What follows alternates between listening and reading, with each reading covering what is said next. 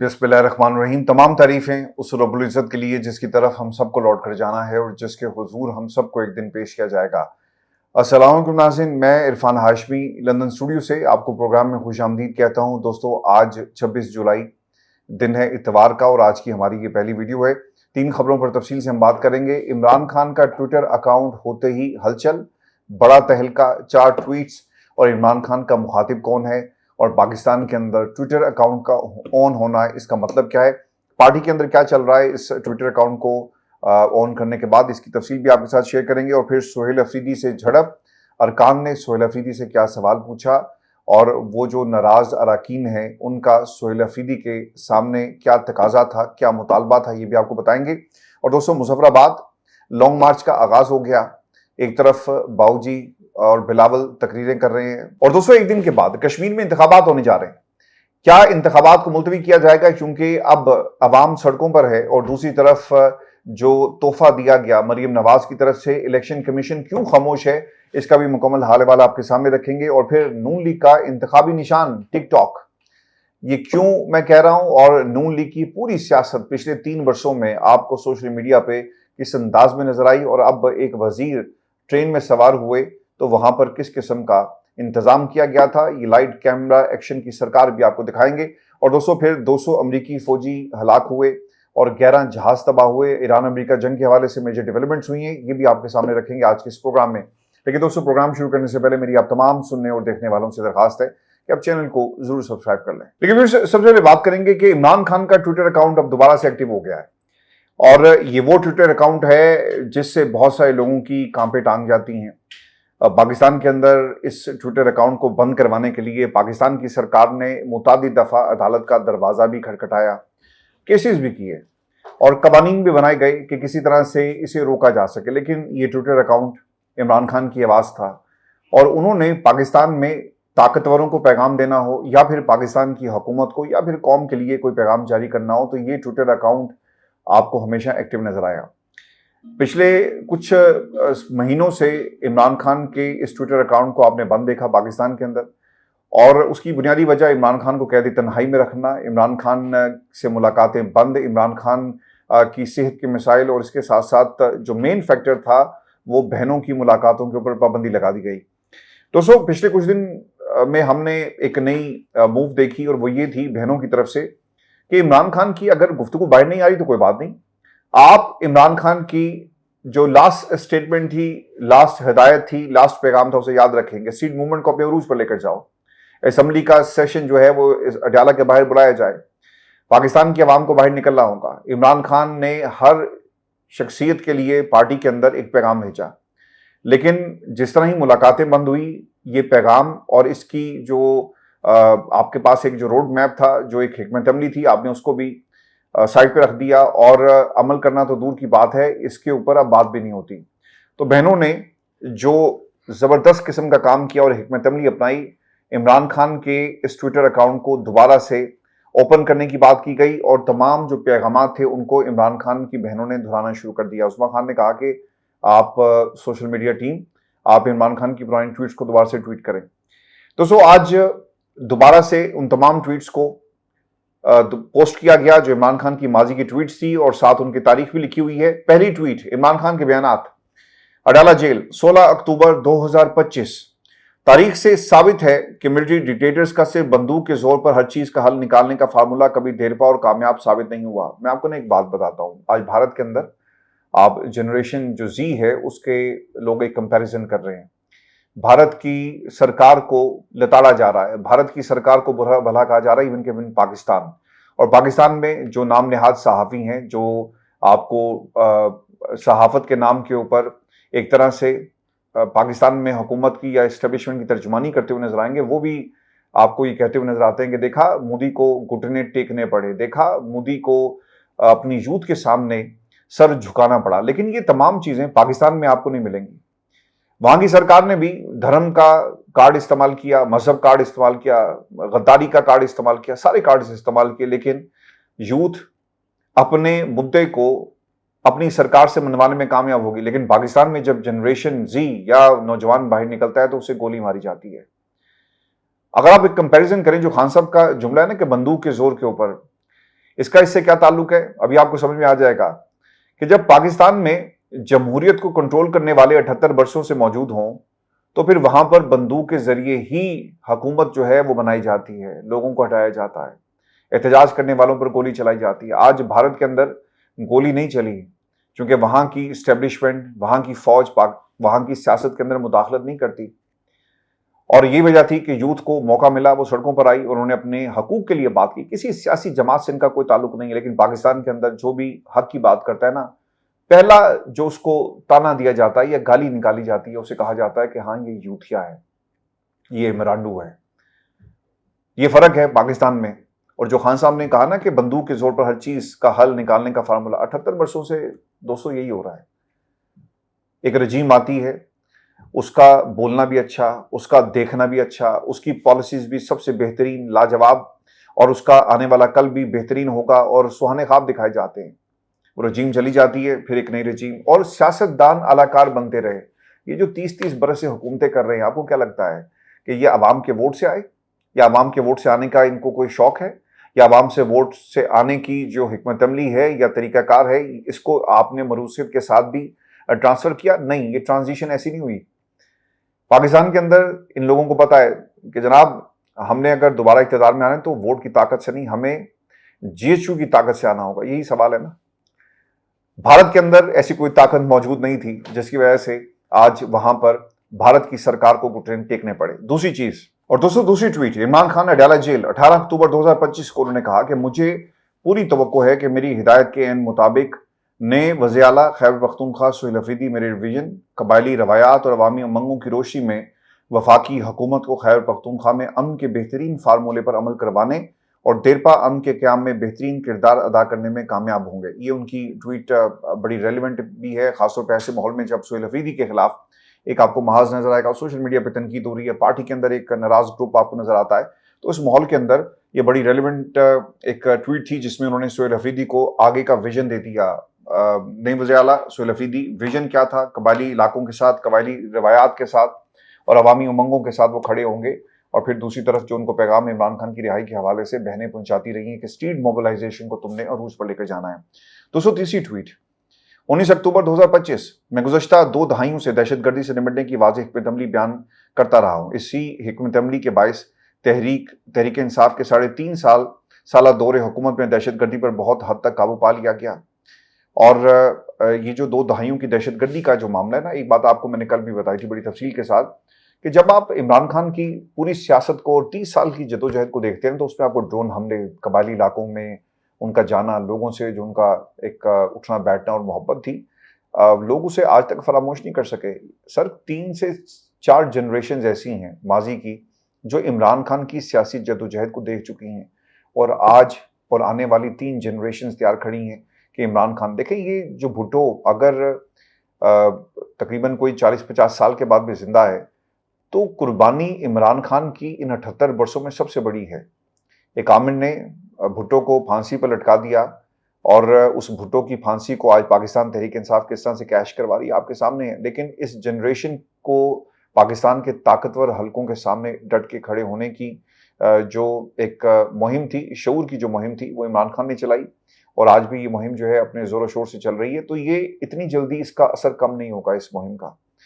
اگلی جنریشنز اور آنے والی جنریشنز کے اندر آپ کو عمران خان ہر دور میں، جب بھی جمہوریت کی بات ہوگی، پاکستان کی ایک جمہوری سٹرگل کی بات ہوگی، عمران خان کا نام ہمیشہ آپ کو نظر آئے گا۔ پھر خان صاحب کی ایک اور ٹویٹ کہ 18 اکتوبر 2025 ملٹری آپریشنز میں ہر طرف پاکستانی شہید ہو رہے ہیں، چاہے وہ عام شہری ہوں، پولیس والے ہوں یا فوجی ہوں، تو عام پاکستانیوں کی عمران خان جو ہے وہ بات کر رہے ہیں۔ اب دوستو بات کریں گے علیمہ خان کی اسٹریٹ موومنٹ کی۔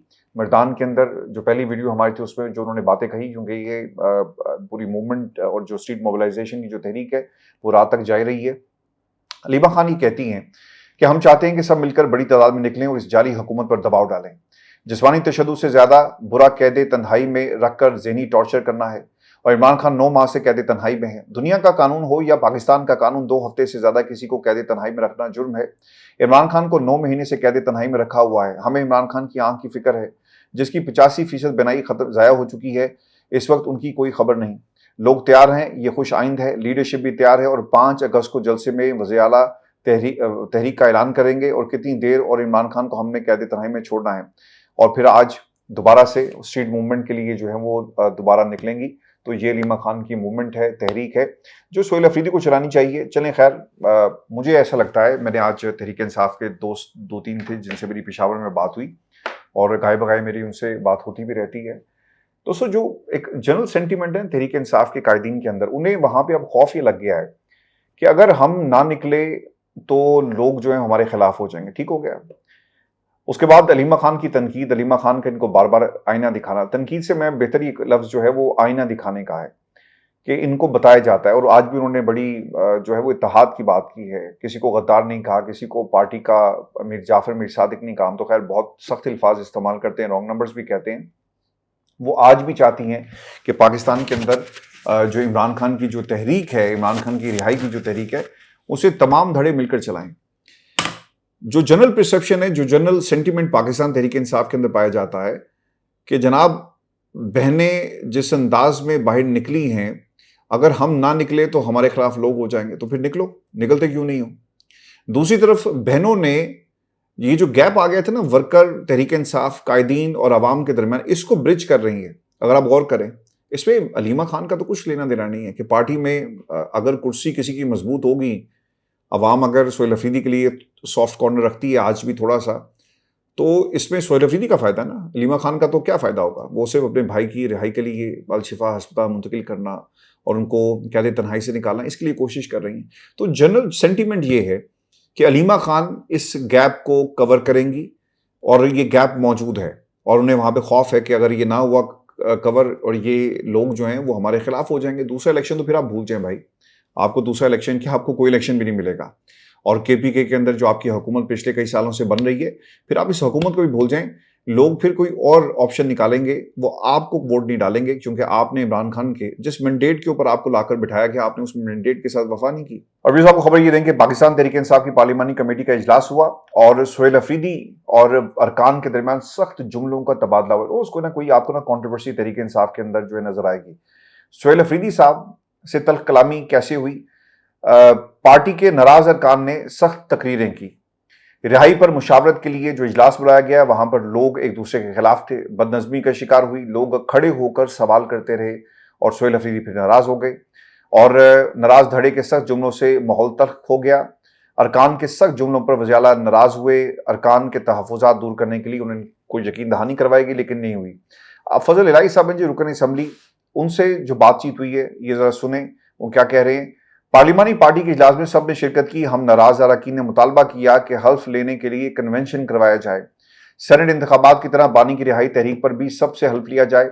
اب یہ کہہ یہ رہے ہیں کہ یہ جو رہائی والا معاملہ ہے نا، سارے غدار ہیں، بھاگ جاتے ہیں. آپ کے سامنے بیٹھ کر کہیں گے کہ ہم نکلیں گے، ہم آئیں گے، ہم کریں گے، اور جب عملی طور پر نکلنے کی بات آتی ہے تو کوئی پہنچتا نہیں ہے. تو لہٰذا آپ تمام لوگوں سے حلف لیں اور ان سے کہیں کہ آپ عمران خان کی رہائی کے لیے اس وقت تک اسلام آباد سے واپس نہیں آئیں گے جب تک عمران خان رہا نہیں ہو جاتا. دیکھیں اب حلف کے اوپر اگر بات آ گئی ہے تو پھر آپ انکاری سمجھیں، کیونکہ تحریکیں جذبے سے چلتی ہیں.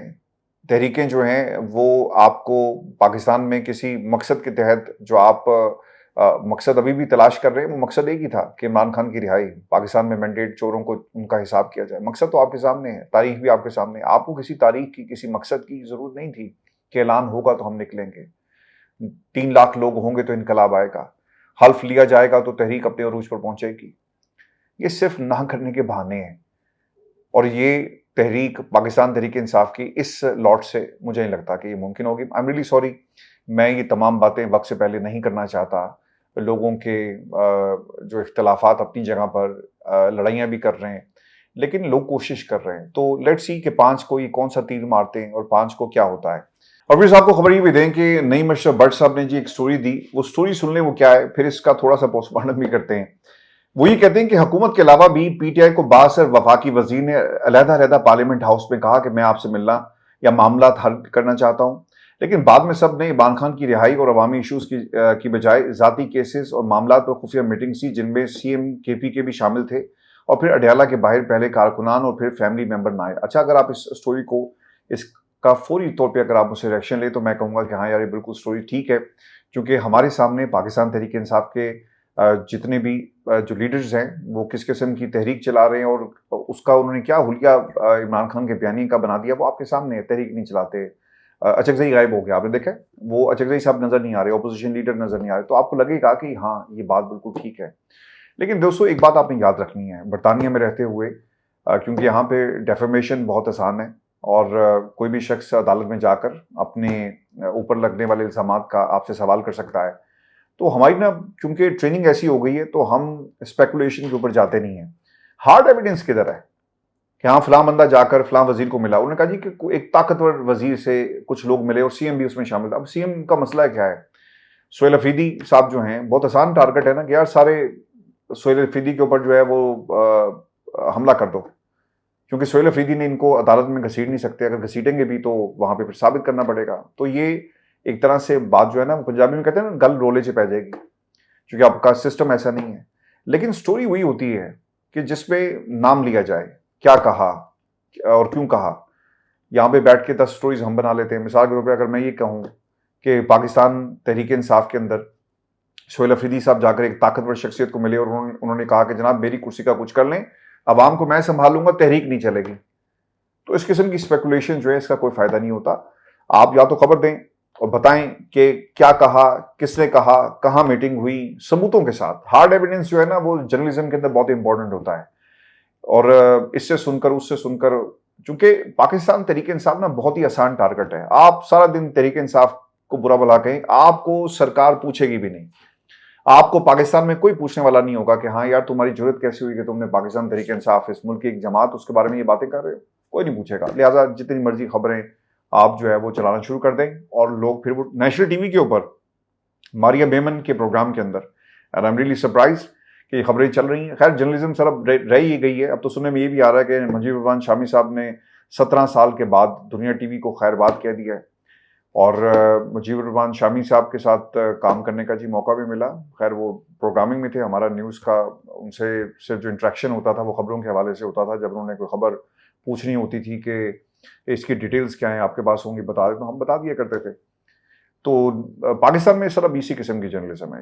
دس is what Pakistan journalism is all about, اس کے علاوہ کچھ نہیں ہے. اور پھر خبریں آپ کو اسی قسم کی ملیں گی.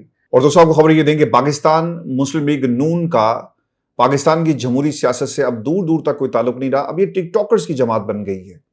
آپ کو تمام لوگ نا ٹک ٹاک کے اوپر نظر آئیں گے. جیسا ٹک ٹاکرز ہوتے ہیں نا 3-4 کیمرہ مین آگے پیچھے, اور پھر ان لوگوں کے ساتھ جو ہے وہ کولیب کر رہے ہوتے ہیں. پھر اس کے علاوہ انہوں نے ایک مینیجر رکھا ہوتا ہے, وہ مینیجر جو آپ کی ڈیٹس جو ہیں وہ سیٹ کر رہا ہوتا ہے. تو یہ ان کا دھندا اسی طرح چلتا ہے. اب سیاست دانوں نے بھی یہ کام شروع کر دیا, اور بہت ہی ایک انٹرسٹنگ ویڈیو حنیف عباسی صاحب کی سامنے آئی ہے.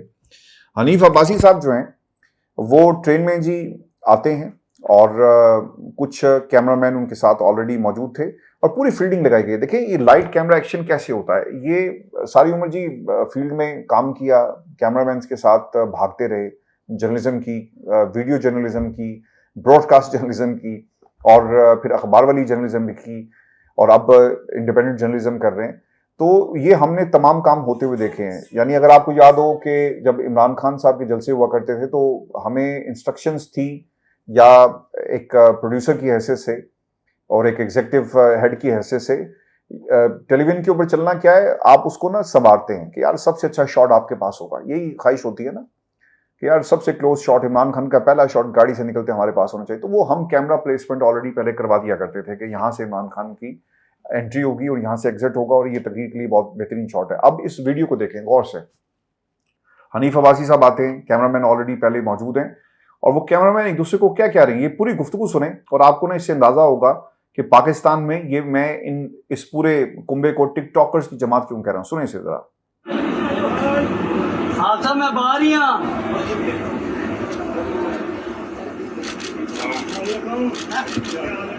یا بھائی بہ کے ملو, چاچو بیٹھ کے ملو, چاچو جی بیٹھ کے ملو, چاچو جی بیٹھ کے ملو.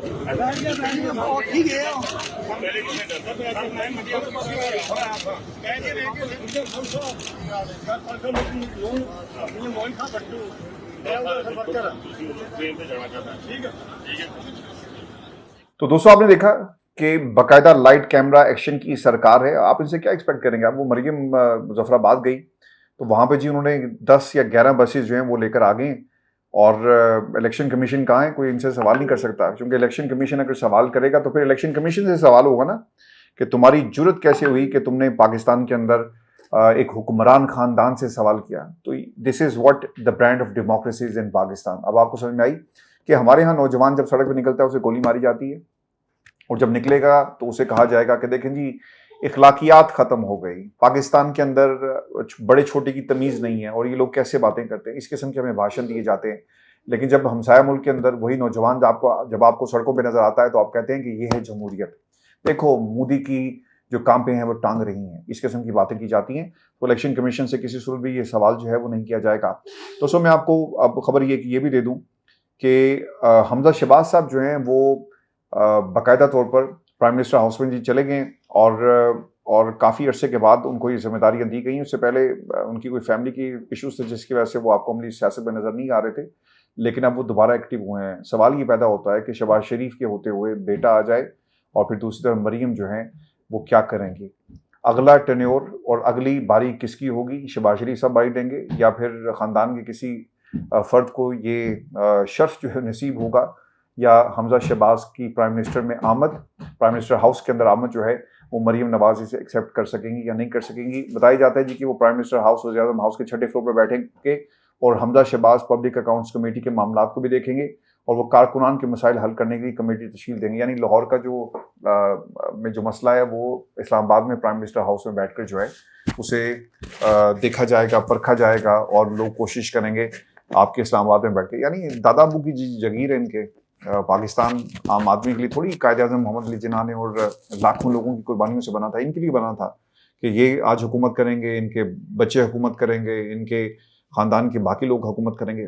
1980s کے اندر نواز شریف صاحب نے پہلی دفعہ وزیر اعظم بننے کی خواہش کا اظہار کیا. آج میں پڑھ رہا تھا، ایک پوسٹ کسی دوست نے شیئر کی ہوئی تھی، اور آج 2026 میں بھی انہیں دوبارہ سے وزیر اعظم ہی بننا ہے. تو جس ملک کے اندر اگر آپ دیکھیں تو تقریباً کوئی 40-46 سال ہو گئے، ان 46 ایئرس کے اندر نواز شریف صاحب کی یہ خواہش پوری نہیں ہوئی، اور جب پوری ہوتی ہے بار بار اسی خواہش کا اظہار کرتے ہیں. اس کرسی میں ایسا کیا ہے کہ آپ باز نہیں آتے اور آپ چاہتے ہیں کہ یہ کرسی آپ کو بار بار ملے؟ اس کی وجہ دوستوں کیا ہوتی ہے کہ ایک پرائیویٹ انٹرپرائز آپ چلا رہے ہیں. جب خاندان کا سربراہ وزیر اعظم ہوگا تو پھر سارے عہدے آپ کے پاس ہیں، آپ کے پاس ایسی پالیسیز بنانے کا اختیار ہے جس سے آپ اپنے کاروبار کو مضبوط کریں گے. اور اس آخر میں بات کریں گے ایران امریکہ جنگ کے حوالے سے، اور 200 امریکی فوجی ہلاک ہوئے اور 11 جہاز ان کے تباہ ہوئے ہیں. اور یہ سٹیٹمنٹ آئی ہے جی پاکستان انقلاب کی طرف سے. پاکستان انقلاب کی سٹیٹمنٹ کے مطابق ترجمان جنرل حسین کہتے ہیں، ان کا یہ دعویٰ ہے کہ اسلام آباد مفاہمتی یادداشت کی خلاف ورزی کے بعد سے ایران کے جوابی حملوں میں 200 سے زائد امریکی فوجی ہلاک ہوئے، جبکہ زخمیوں کی تعداد اس سے کہیں زیادہ ہے.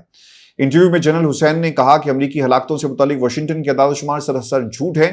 ایرانی حملوں میں خطے میں امریکہ کے 8 فوجی مراکز کو نشانہ بنایا گیا، جبکہ ایک مقام پر موجود 20 حفاظتی شیلٹرز بھی تباہ کر دیے گئے.